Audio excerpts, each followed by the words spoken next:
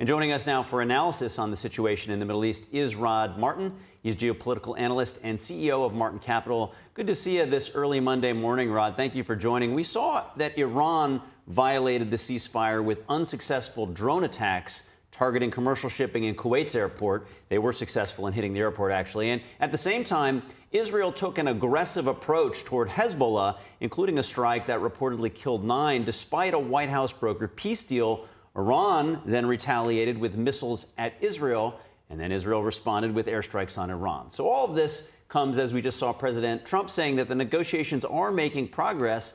He's also urged Israel to take more of a surgical response to avoid derailing the broader diplomatic efforts. So what are your thoughts on all of this? Well, to start with, it's just absurd that Hezbollah should be allowed to rain missiles down unendingly into the north of Israel, not at military targets, at neighborhoods, at homes, at schools.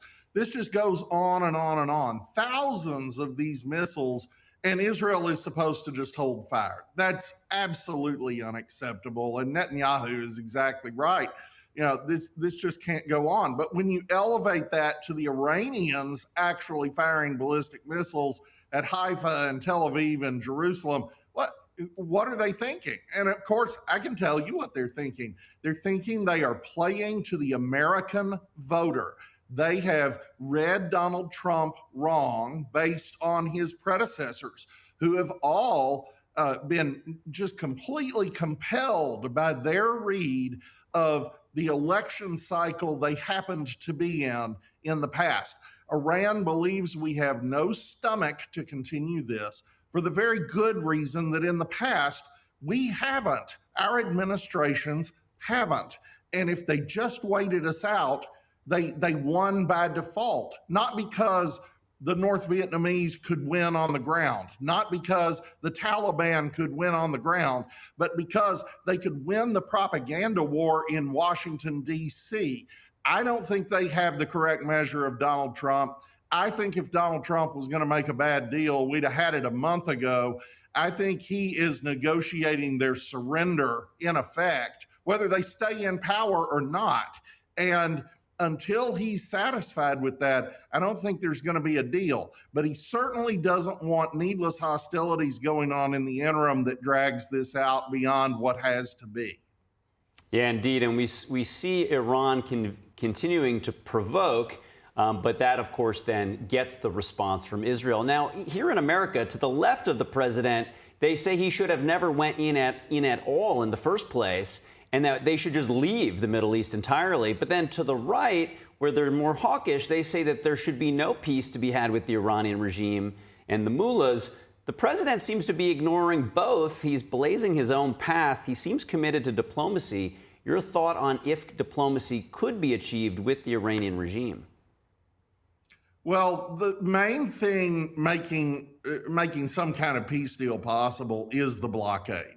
The president was exactly right to impose the blockade. We're depriving the Iranians of somewhere between $400 and $500 million a day. Their total budget is $50 billion a year.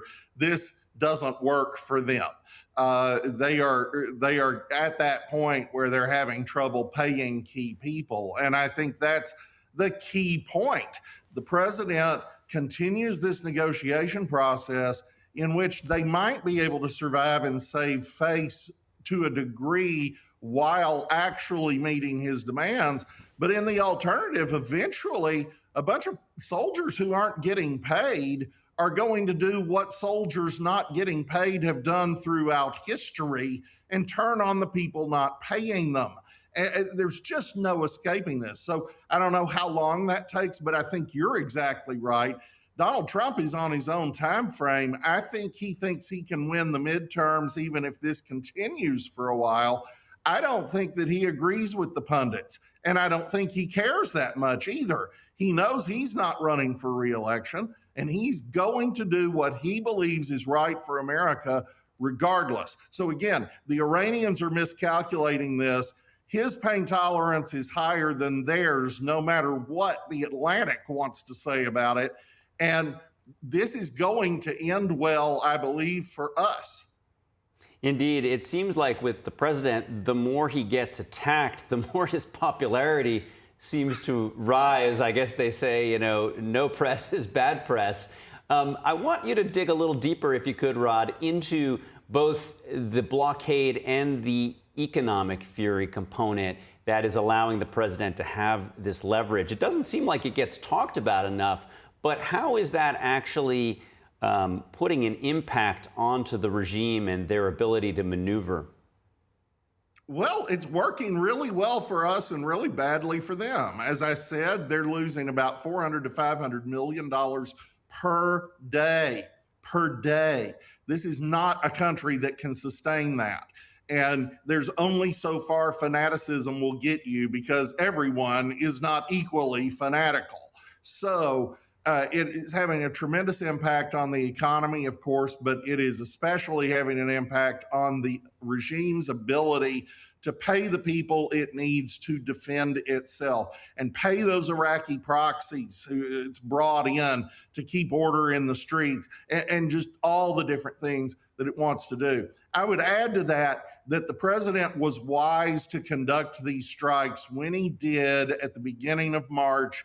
This was the right call because of what we're seeing right now. Even when they have been decimated militarily, they are still a hostile, active threat to all their neighbors. We're talking about other Muslim countries like Kuwait, as you mentioned earlier, but also, of course, Lebanon, which everybody forgets.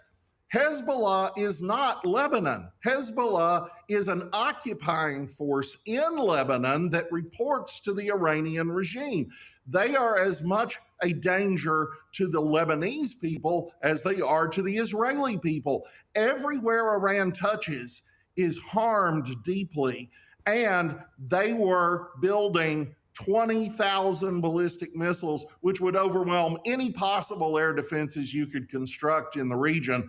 So taking that threat out, the ballistic missile threat in some ways even more so than the nuclear threat, was essential and time sensitive, and this was the right call.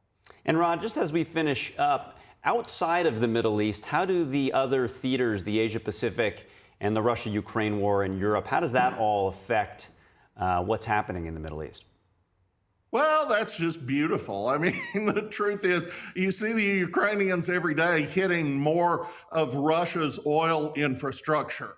That directly affects Vladimir Putin's ability to pay for his war. And you see the Ukrainians beginning to make progress on the ground as a result of that. But the bigger problem for Russia is that if it can get its oil into a tanker and start sailing it to a destination, which is inevitably China, we're interdicting those tankers at an increasing rate. France just interdicted a tanker the other day.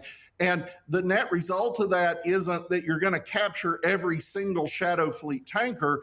It is that those tankers become uninsurable. So the impact on Russia is severe. They can't pay for their war either. The impact on China is severe because they are losing the 40% of their oil imports that are steeply discounted because they're illicitly sanctioned oil. And finally, the United States is gaining all of this because all those supply contracts are moving from the Gulf, from the Persian Gulf to the Gulf of America, and most of those contracts are long-term. So Trump is reshuffling the deck all over the world. Well, a lot to look out for in the Middle East, of course, but in the broader perspective as well. Thank you so much, Rod D. Martin. Great to talk to you. Thank you.